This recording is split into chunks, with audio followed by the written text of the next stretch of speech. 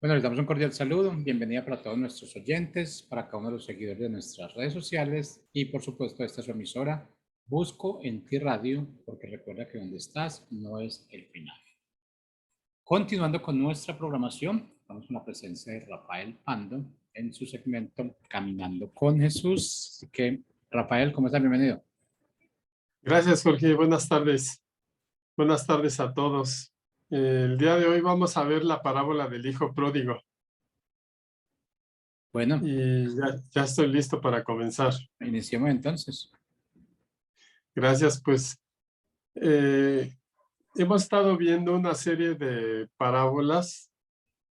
Vimos ya la parábola de la oveja perdida, la de la moneda perdida y hoy vamos a ver la parábola del hijo pródigo. Y todas ellas tienen algo en común que Jesús nos quiere utilizar y se refiere al gozo, a la felicidad de encontrar algo que se había perdido. Y cada una de estas parábolas nos enseña ese valor que tiene lo que está perdido y cuando se vuelve a encontrar y es restituido.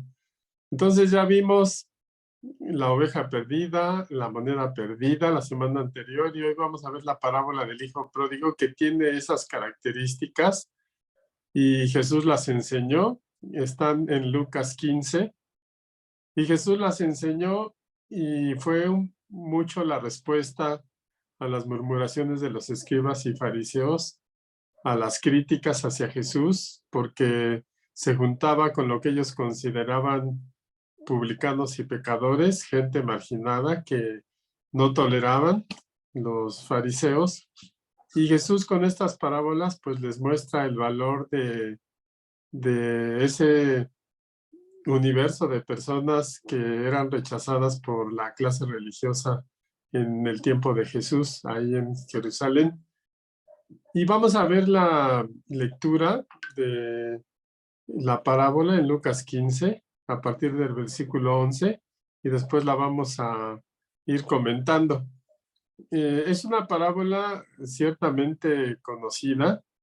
Seguramente muchos de ustedes ya la han escuchado, ya la han leído, ya han recibido conferencias acerca de la parábola, pero hoy la vamos a volver a revisar con ese enfoque que tenía Jesús al venir a rescatar lo que se había perdido.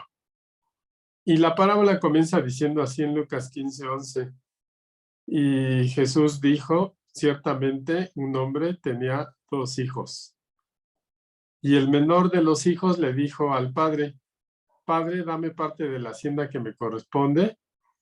Y él, refiriéndose al padre, les repartió los bienes. Es decir, el padre fue sensible a la petición de su hijo menor de darle su herencia en vida cuando el padre aún vivía. Y dice que habla en plural, dice, les repartió los bienes.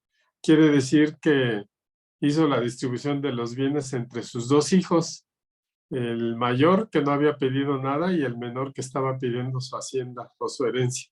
Y a ambos les repartió los bienes que les correspondían.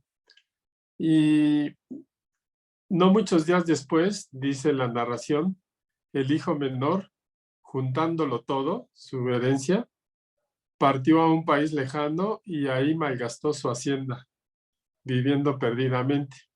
Era joven, recibió lo que le correspondía, se independizó, se fue a otro país, lejos de su familia, de la autoridad de su padre, y dice que hizo mal uso de su hacienda, de su herencia, porque la malgastó, viviendo perdidamente. Y esta expresión de la palabra pues nos da idea de la forma de vida, de la manera como gastó el dinero, dice viviendo perdidamente. Entonces seguramente en muchos placeres de los que ofrece este mundo, ahí ocupó su herencia, su hacienda. Cuando lo había gastado todo, vino una gran hambre en aquel país y comenzó a pasar necesidad. Pues sí, ¿verdad? No hay ningún dinero que dure, sobre todo si no se gasta con sabiduría, no se utiliza o no se invierte. Y viviendo en un país lejano, y tan cambiante que es la economía en el mundo desde toda la historia, dice que cuando ya se había terminado su hacienda, su herencia, hubo una gran hambre en ese país extranjero donde él se fue y comenzó a pasar necesidad. Y característica de este mundo, ¿verdad? A veces tenemos, a veces no tenemos, pero lo principal es que Dios esté siempre en nuestras vidas. Como decía Pablo, sé vivir en lo poco y sé vivir en la abundancia. Todo lo puedo en Cristo que me fortalece. Así es que cuando Dios está en nuestra vida y pasamos por esos momentos de abundancia o de escasez, pues siempre es un consuelo para nosotros conocer a Dios. Pero en el caso de la historia de este hijo menor, dice que pues comenzó a pasar necesidad, entonces fue y se acercó a uno de los ciudadanos de aquel país y este ciudadano le dio trabajo, lo mandó a sus campos a apacentar cerdos. Profesión que, por cierto, era de lo más indignante para un judío, porque pues no, de hecho no comen la carne de cerdo y lo consideran un animal inmundo, pero ahora dada la necesidad de este joven que se había quedado sin dinero, pues fue el trabajo que consiguió y pues fue a cuidar a los cerdos. Y tenía tanta hambre, dice el relato, y deseaba llenarse el estómago de las algarrobas que comían los cerdos, pero nadie le daba nada.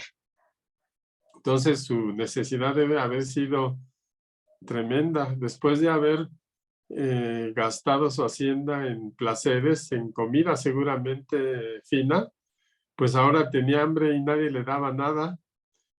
Y él reflexionó, entonces, volviendo en sí, dijo, ¿cuántos trabajadores de mi padre tienen pan de sobra, pero yo aquí perezco de hambre? Y después de esa reflexión toma una decisión importante. Dice, me levantaré e iré a mi padre y le diré, Padre, he pecado contra el cielo y ante ti.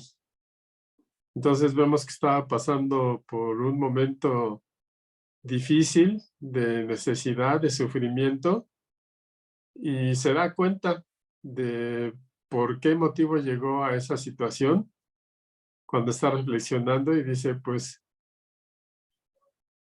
en la casa de mi padre hasta los trabajadores tienen comida de sobra y yo aquí me estoy muriendo de hambre. Así es que toma la decisión, dice, me levantaré e iré a mi padre y voy a confesar mi pecado, mi arrepentimiento. Le diré, Padre, he pecado contra el cielo y contra ti. Ya no soy digno de ser llamado hijo tuyo, hazme como a uno de tus trabajadores. Y levantándose fue a su padre, y cuando todavía estaba lejos, su padre lo vio y sintió compasión de él. Y corrió y se echó sobre su cuello y lo besó. Y el hijo le dijo, tal como había pensado, dijo, Padre, he pecado contra el cielo y ante ti, y ya no soy digno de ser llamado hijo tuyo. Y podemos ver en esta declaración de este hijo menor su arrepentimiento al darse cuenta de que había hecho mal y por eso estaba viviendo en esa situación tan crítica y pues confiesa su pecado y pide perdón al Padre. Así es que creo que lo mejor que nos puede pasar cuando nos equivocamos o decidimos alejarnos de algo que está mal es reconocerlo, arrepentirnos, porque el arrepentimiento implica un cambio de pensamiento por un pensamiento revelado por Dios a nuestro corazón. Y ese pensamiento que Dios revela a nuestro corazón, pues genera un cambio de comportamiento en nosotros para alejarnos de aquella situación que no es conveniente para nuestra vida. Así es que eso es lo que exactamente le estaba sucediendo a este hijo menor. Se había reflexionado, se dio cuenta de su error, se arrepintió, confesó su pecado y se puso a la voluntad de su padre. ¿Y la reacción del padre cuál fue? Bueno, dice el versículo 22 de Lucas 15, pero el padre dijo a sus siervos, pronto traigan la mejor ropa y vístanlo y pónganle un anillo en su mano y sandalias en los pies. Y traigan el becerro engordado mátenlo y comamos y regocijémonos, porque este hijo que mío, dice el padre, este hijo mío que estaba muerto ha vuelto a la vida y estaba perdido y ha sido hallado, y comenzaron a celebrar, a regocijarse. En tanto que esto sucedía en la casa del padre y el hijo menor arrepentido, pues el otro hermano dice su hijo mayor estaba en el campo, trabajando seguramente como él mismo lo declara más adelante, estaba trabajando en el campo y cuando vino y se acercó a la casa oyó música y danzas y llamando a uno de los criados le preguntó qué era todo aquello. Y el criado le respondió, tu hermano ha venido y tu padre ha matado el becerro engordado porque lo ha recibido sano y salvo. Entonces el hermano mayor se enojó y no quería entrar y salió su padre y le rogaba que entrara, pero el hermano mayor estaba indignado y le dijo al padre, mira, tantos años te he servido y nunca he desobedecido ninguna orden tuya y sin embargo, pues nunca me has dado un cabrito para regocijarme con mis amigos, pero cuando vino este hijo tuyo que ha consumido tus bienes con rameras, suponía él, porque en realidad el relato anterior no lo detalla, dice, mataste para él el becerro engordado, y el padre le dijo a su hijo mayor que estaba enojado, hijo mío, tú siempre has estado conmigo y todo lo mío es tuyo, pero era necesario hacer fiesta y regocijarnos, porque tu hermano, estaba muerto y ha vuelto a la vida, estaba perdido y ha sido hallado. Y con esta declaración de la parábola, pues Jesús da una enseñanza importante, contundente para pues enseñar a nuestro corazón cómo es fiesta en el cielo cuando una gente que está perdida reconoce a Dios en su vida y cambia de manera de comportarse y de ser para bien, alejándose del pecado. Y dice, era necesario hacer fiesta y regocijarnos porque tu hermano estaba muerto, quiere decir, no consideraba a Dios, estaba muerto y ha vuelto a la vida y estaba perdido y ha sido hallado. Y ese era el festejo la celebración que estaba haciendo el padre con sus sirvientes y con su hijo, de haber recuperado a este hijo que pues se fue a otro país y prácticamente lo había perdido. Y pues sabía él que su hijo andaba viviendo perdidamente. Entonces, pues se le ha llamado la parábola del hijo pródigo, porque pródigo significa despilfarrador. Esa es la característica del hijo joven. Pero vamos a comentar un poco la lectura que acabo de dar de la parábola. Entonces, nos narra que el hijo reclama su herencia, la porción que le corresponde, y decide llevarse su fortuna a otro país y disfrutarla como él concebía que debía disfrutarla, con placeres y los gustos que él se quería dar, etcétera. Y cómo fue y como vimos en la narración, pues el padre les repartió sus bienes, o sea que cuando le dio al hijo menor la herencia que le reclamó, también le dio su herencia al hijo mayor, al que se enojó, según vimos en el relato de la parábola. ¿Cómo era la distribución de la herencia de acuerdo a la ley de Moisés? Bueno, el hijo mayor recibía una doble porción de la herencia. O sea, si eran dos hijos, la herencia se dividía en tres y el hijo mayor recibía las 2/3 partes y el hijo menor una tercera parte.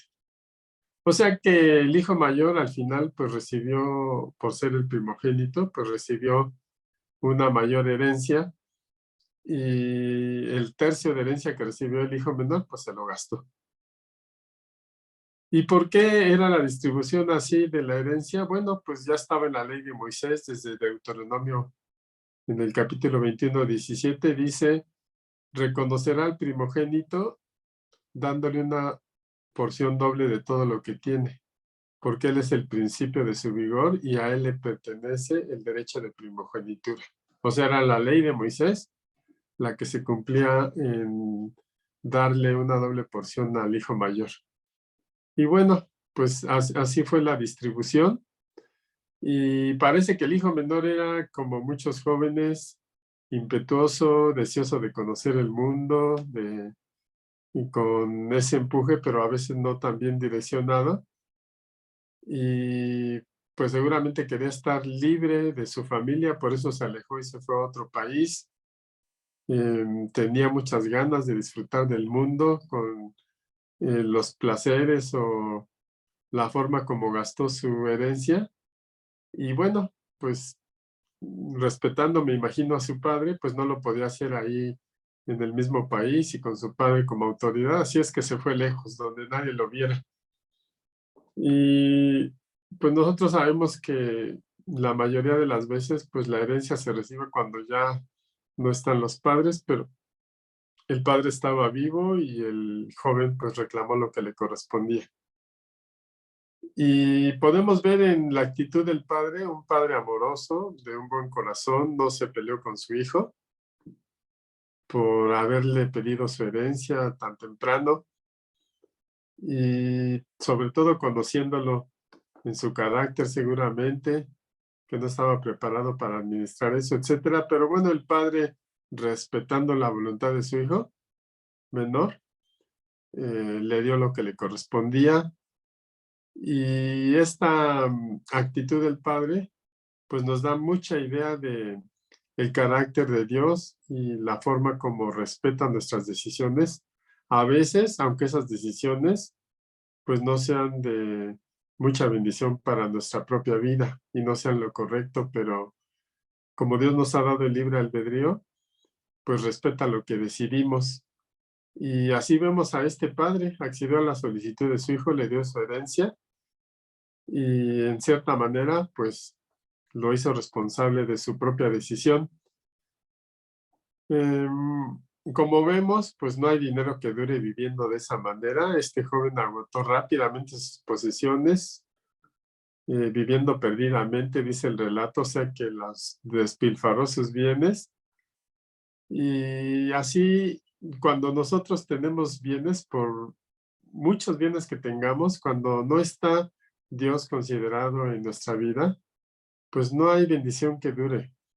Y cuando no se toma en cuenta a Dios, pues seguramente, como dice la misma escritura, pues las muchas riquezas se nos van como agua por las manos, ¿verdad? Dice que en el país al que se fue, pues había una gran hambre al final, hubo crisis económica y le afectó a él cuando ya se había terminado el dinero y se le complicó la vida. Entonces se mete a trabajar, se alquila para otro, buscando él solucionar pues lo que había echado a perder. Dijo, bueno, pues ni modo que me regrese así, seguramente lo reflexionó, pero al final el relato nos dice que se contrató para apacentar a los cerdos, o sea, trató de solucionar su situación trabajando en ese país, pero fue una solución muy mala que pues no le daba ni para comer porque dice que se le antojaban las algarrobas que se comían los cerdos, pero ni eso le daban para comer. O sea que aunque tenía un empleo, pues no le era de bendición y estaba padeciendo mucho. Así es que pues fue tal su quebranto que pues reflexionó y pudo ver con mayor claridad, a veces a través de un proceso de sufrimiento, pues es la manera como nosotros podemos ver más claramente lo que conviene a nuestras vidas o pues podemos hacer a un lado el egoísmo para ver con claridad lo que está sucediendo realmente. Y recordó las bendiciones de la casa de papá. Recordó que allá tenía abundancia, no solo él como hijo, que seguramente su posición era de privilegio, sino hasta los propios trabajadores que tenía su papá eran tratados de una manera correcta, porque dice que tenían abundancia de pan, aún los trabajadores. Y pues toma la decisión dijo, ¿por qué voy a estar aquí en esta situación tan deplorable? Así es que voy a regresar y si es necesario, pues voy a ser un trabajador más de mi papá, pero prefiero ser trabajador para él que estar padeciendo aquí en este país lejano y con tanta necesidad. Así es que el joven volvió en sí, como muchos otros personajes que podemos ver en la Biblia cuando no reconocen a Dios, y la Biblia nos habla que cuando vuelven en sí es porque entienden quién es Dios. Le sucede hasta a los reyes, hasta el propio rey Nabucodonosor, que anduvo como 7 años perdido, comportándose como un animal salvaje. La Biblia nos habla de que volvió en sí, y ese volver en sí es cuando pues ya hay una convicción de nosotros de, de lo que nos conviene, de quién es Dios, de quiénes son las personas que nos aman, de qué es lo que necesitamos hacer. Entonces, él recordó el buen trato que había recibido en casa por su papá, que tenía abundancia y que sus malas decisiones lo habían llevado a una situación no deseada. Así es que decide regresar a casa y creo que esto es muy aplaudible para él, porque no todas las personas que se han equivocado a veces tienen el valor de confrontar y pedir una disculpa y arrepentirse y confesar su situación. A veces el orgullo es mucho, pero este joven pues decide regresar a su casa y no lo pensó mucho, no estuvo pensando voy a hacerlo después y se le pasaban los días, no, sino la narración nos dice que reflexionó e inmediatamente toma la decisión y mañana, como lo había pensado, mañana mismo iré a la casa de mi padre y inmediatamente toma una acción ya con la convicción de ese arrepentimiento. Así es que, como decía, el arrepentimiento no es simplemente reconocer algo que hicimos mal, sino el verdadero arrepentimiento es dar vuelta en contrario de la situación que no nos conviene y tomar el camino correcto. O sea, implica un cambio de actitud. Y eso es lo que Dios ve en las personas que son pecadores a los ojos de los hombres, pero que deciden arrepentirse y tienen un cambio de actitud y cambian el rumbo considerando a Dios en su vida. Y Jesucristo fue lo que dijo el médico, pues no viene a ver a los sanos, sino viene a ver a los enfermos. Y yo no he venido por justos, sino por los pecadores. Y eso es lo que Jesús quería hacerle entender a los fariseos que no querían ni acercarse a aquel que tuviera una mala fama por andar en pecado o en una situación incorrecta. La clase religiosa no quería ni tener trato con ellos, pero Jesús les enseña que, como vimos en la parábola de la oveja perdida, les enseña que en el cielo hay más gozo por la oveja que se recuperó que por las 99 que no necesitaban ser recuperadas o arrepentirse. Y podemos aprender mucho de este joven, esa valentía que tuvo para enfrentar, confrontarse él mismo y tomar una decisión. Decidió confesar su pecado, que eso es base para ponernos a cuentas con Dios, reconocer que estamos en un error, que estamos en situación de pecado, confesarlo y tomar una decisión al respecto para alejarnos de ello. Y la forma particular como él lo pensó, dijo, bueno, pues ya con este error que tuve, pues ya ni soy digno de ser llamado el hijo de mi padre. Pero no importa, estando en su casa, aunque sea como uno de sus jornaleros, voy a recibir un mejor trato. Así es que regresó a casa y su padre pues lo recibe de una forma muy cariñosa y lo abraza, lo recibe, le restituye su lugar en la familia manda traer las sandalias, la túnica, el anillo, lo restituye en su posición de hijo, en su posición de autoridad en la hacienda que administraba el padre, porque como padre amaba a su hijo y además estaba muy contento por el arrepentimiento genuino de su hijo. Y lo vio de lejos, con el amor de padre, tuvo compasión de él, dice la narración, corre a encontrarlo, lo abraza, lo besa, el hijo le confiesa su pecado y el padre, sin hacer mucho énfasis en la confesión del hijo, entiende que está arrepentido y comienza a celebrar. Con él sacó el mejor vestido, lo puso sobre él, le puso el anillo en su mano, o sea, sus derechos como hijo, le puso las sandalias, calzado en su pie, y su otro hermano, pues en realidad, pues tenía un entendimiento del arrepentimiento o del perdido, en cierto aspecto, con la religiosidad que lo veían los fariseos, porque dijo, ¿cómo si ya se fue y se gastó el dinero y ahora quiere regresar de nuevo? No es digno de que lo recibamos. Pero el corazón de padre y el amor por su hijo le enseña al hermano mayor que su hermano regresó a casa sano y salvo, que estaba perdido en el mundo, pero que ya lo habían recuperado. Y el hermano mayor pues no tenía tampoco de qué quejarse porque se le había repartido la herencia, una doble porción. El padre le dice, pues todo lo que yo tengo es tuyo, no tienes por qué enojarte con tu hermano o envidiarlo o sentirte mal por él.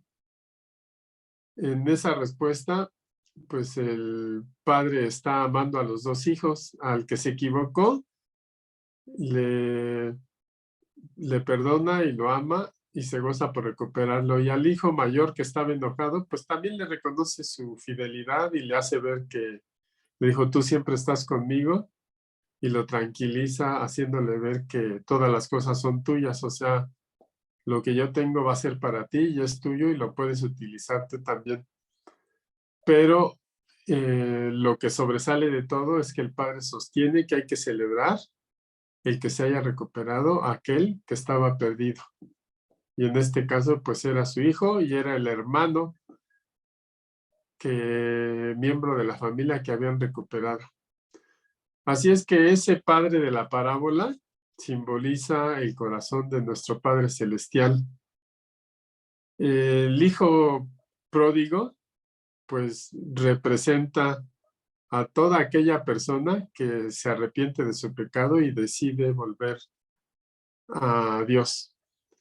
El hermano mayor, pues sí refleja la actitud de los fariseos y de los escribas que se creían justos ellos mismos y no eran tolerantes con aquellos que se equivocaban. ¿Qué lección nos dejan esta parábola y las tres que hemos visto en las últimas sesiones? Bueno, que nuestro Padre Celestial ama a sus hijos. Y aun cuando sus hijos se retiran de él por andar haciendo sus propios deseos, pues como corazón de padre siempre está anhelando que sus hijos se arrepientan y regresen a él. Y cuando regresan a él, con una actitud arrepentida, hay una celebración y un gozo especial.